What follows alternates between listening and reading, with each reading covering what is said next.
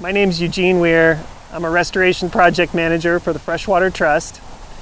I've lived here in the Rogue Basin, Bear Creek Valley for about 25 years, and 20 of those years I've spent studying and working on the restoration of Bear Creek, both for water quality and wildlife habitat values. Today we're talking a little bit about wetland setbacks, and I wanted to share my perspective on that based on some of the things that I've learned here working in Bear Creek.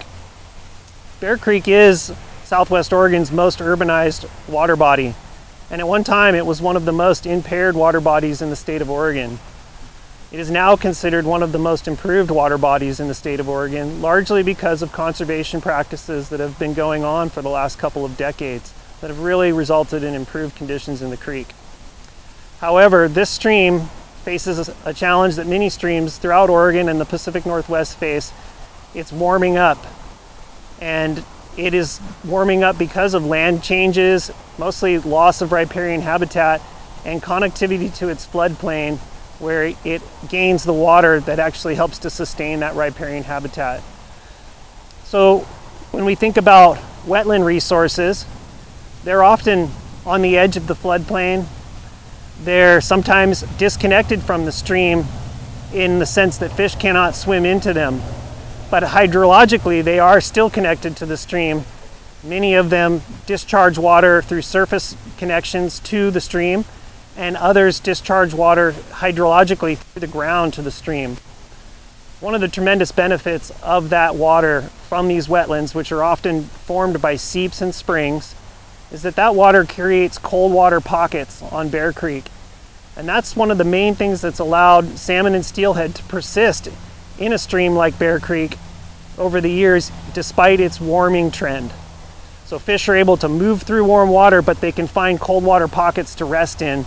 And that's a really important aspect of sustaining their populations in this stream now and going forward, especially as we think about climate change.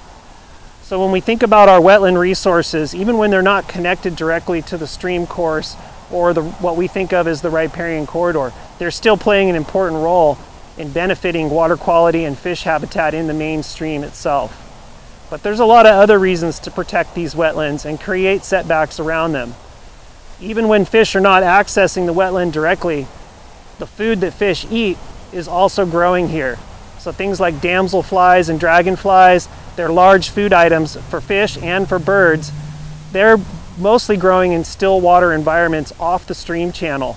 So wetlands produce food for our wildlife, both aquatic and terrestrial. Wetlands also are a place where vegetation, native vegetation, can be sustained because there's year-round water there. That native vegetation that likes water, it's what we think of as riparian vegetation, provides a lot of benefits for fish and wildlife. It shades the water, keeping it cool. That improves the water quality. The roots filter the water, removing surface pollution that gets into these waterways as it runs off of our built environment. So these wetlands are providing filtration for water that's coming off the environment around here, and that native vegetation is helping that filtration process take place. Birds, bees, a myriad of wildlife live in these forests and surrounding vegetation. And when things like birds come to feed in these wetlands on dragonflies and other things, they eat the fruit of those plants, and the seeds are transported back into the stream corridor by those birds and other wildlife.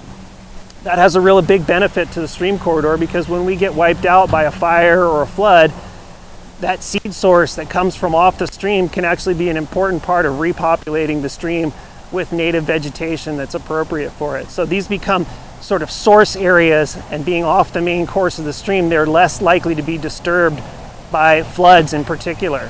So they become source areas, not only for the food that wildlife eat, but for the seeds that enable the forest to regrow to a healthy native standpoint. Our organization supports the establishment of policy and code that protects freshwater resources. In the built environment and urban setting like the Bear Creek corridor, human encroachment, built environment, impervious surfaces, there's a lot more of them than there ever were before, and they're squeezing in on our floodplain. By adopting code that protects wetlands, that are off channel and typically not thought of as the true riparian corridor, we're extending that filtration, that absorption, and our ability to actually manage flood flows in the future within the Bear Creek corridor itself. These pockets of wildlife habitat, of diversity, are beautiful to look at. They're things that we can enjoy. They're assets in our community, and they are also vitally important in sustaining the cold water fish and the native wildlife that we so love in this environment and that we walk the greenway to enjoy. We want to see those birds and those pollinators in our towns. We need to create habitat for them. So these pockets are very supportive of all those values that we are really looking for in our community. They're places where we can go and enjoy the environment, even in our built environment. Wetlands that are incorporated into our communities, when they're cared for and stewarded, become a real asset to the community. Because we all enjoy the shops, the businesses, walking to town, to restaurants, but we also, our eyes are drawn to open spaces, to natural areas, to greenness. And when we have a mix of community-built environment mixed with environment that is ecosystem that's functioning, that looks healthy, that's attracting native wildlife, then we're really getting the best of both. And that makes for an attractive community. That's the kind of place I want to live, and probably the kind of place you want to live too.